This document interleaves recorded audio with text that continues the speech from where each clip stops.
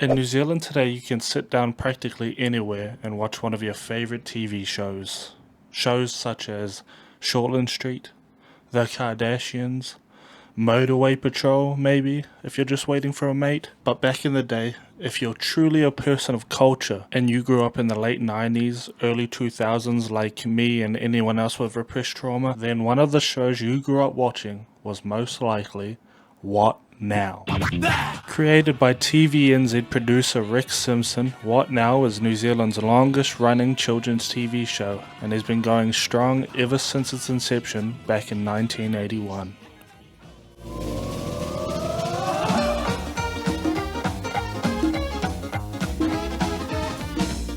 Get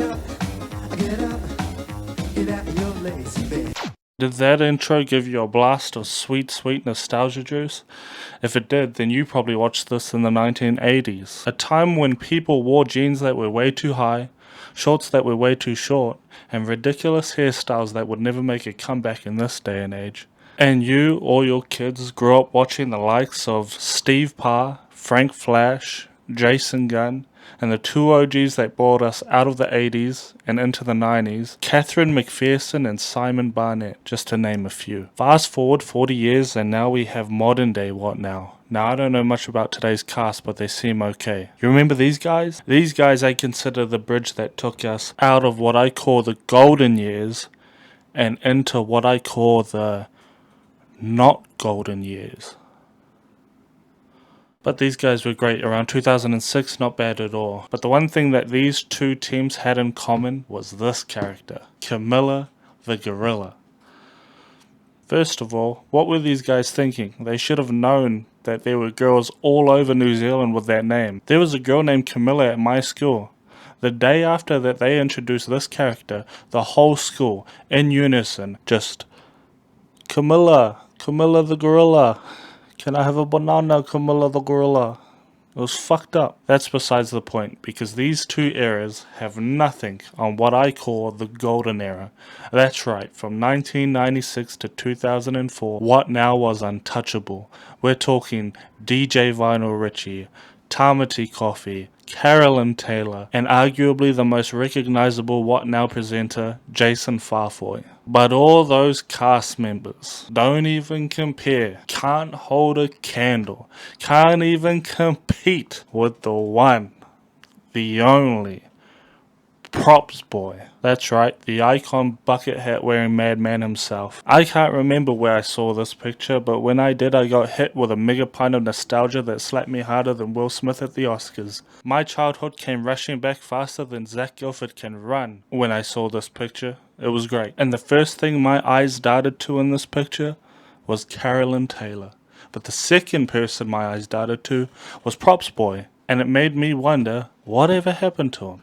Well, to understand that, we first need to understand who the man under the iconic bucket hat is. A man named Mikey Carpenter. There isn't a whole lot out there on old Mikey here, but I did find out a few things. Mikey did his formative schooling years in Christchurch, where he also worked part-time counting picks and hanging cables at his local rock shop for 60 cents an hour. When he met a man named Nigel, who he said could absolutely shred on the guitar, an instrument that he fell in love with through watching his brother, who also played. Nigel took a young Mikey under his wing as an official tutor for almost 6 years, something Mikey says changed his life. Fast forward a bit to 1997, when Mikey goes straight from graduating school to working full-time at What Now with his brother in the art department as the props boy. Not the props boy, but just the boy who would come in at absurd hours in the morning to get all the props that were needed ready for that day's filming, to which he would then transition to a second job at the studio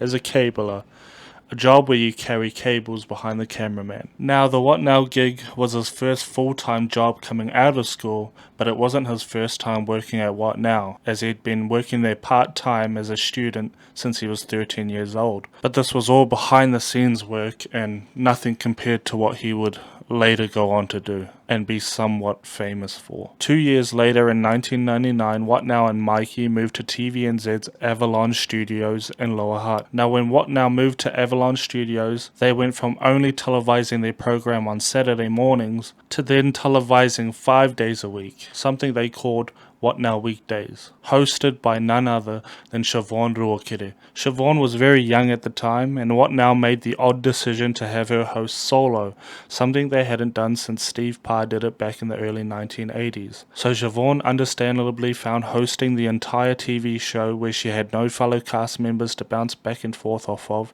rough. So Mikey figured, why doesn't he just start passing the props she needs from off camera, since he was already the props boy, and that way she would have a cast member to bounce off of, making her job a little bit easier. Now, he would only show his arm at this point, but it no doubt helped Shavaughn finally have someone to fill in the awkward gaps between her terrible nervous jokes and awkward kid interviews, and laid the seeds for what was soon to come. Mikey would of course go on to show his entire body on television, but not his face. Why? Mikey explained that in his first year as props boy, although he was off camera to the viewers at home, he was still visible to the live audience in attendance, so he opted to wear a cricket bucket hat over his eyes to hide his identity. Obviously, the show couldn't have him walking around too long like this, so the costume department went scouting for visors, as they were apparently inspired by other visor hats that existed at the time, and from this the iconic blue bucket hat with an orange visor was born. Following this, Props Boy would then go on to become one of the most well-remembered, well-liked cast members in What Now television history, for about 5 years.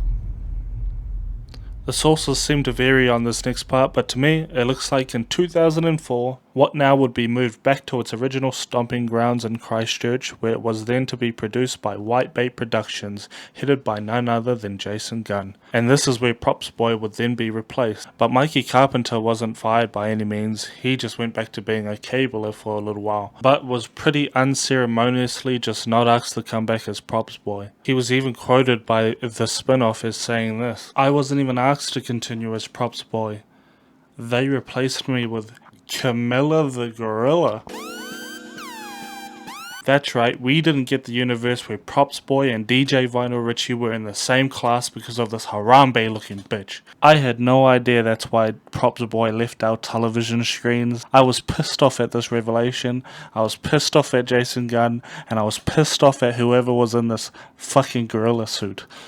Until I found out that the person inside the gorilla suit, the person behind that mask, was Aaron Simpson. Come on, give me what you got. Listen, honey, yeah, we can take it to the top, don't you worry. Come on, give me what you got. Listen, honey, yeah, we can take it to the top. And that was it for Props Boy.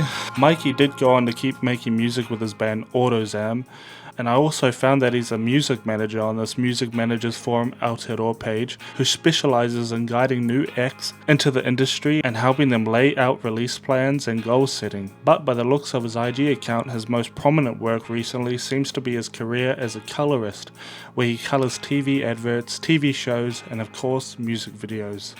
In the midst of all this, he also found time to have a baby with Kanoa from the project, who I found put up a cool pic of herself wearing the iconic Props Boy mask. Other than that, Props Boy and his silly antics will be a favourable memory for those who were there to witness it. We're never going to see another character like Props Boy on New Zealand television anytime soon, mainly because that character would get cancelled.